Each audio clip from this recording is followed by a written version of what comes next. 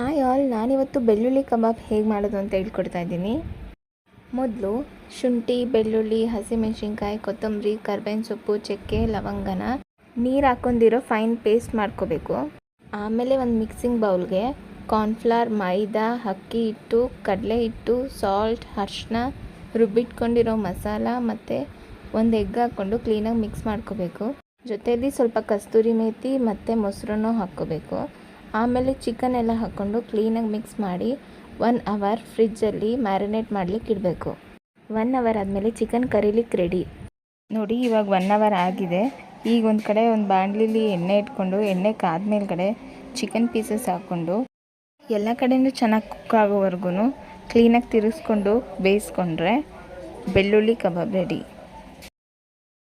Please subscribe to my channel to get more recipes.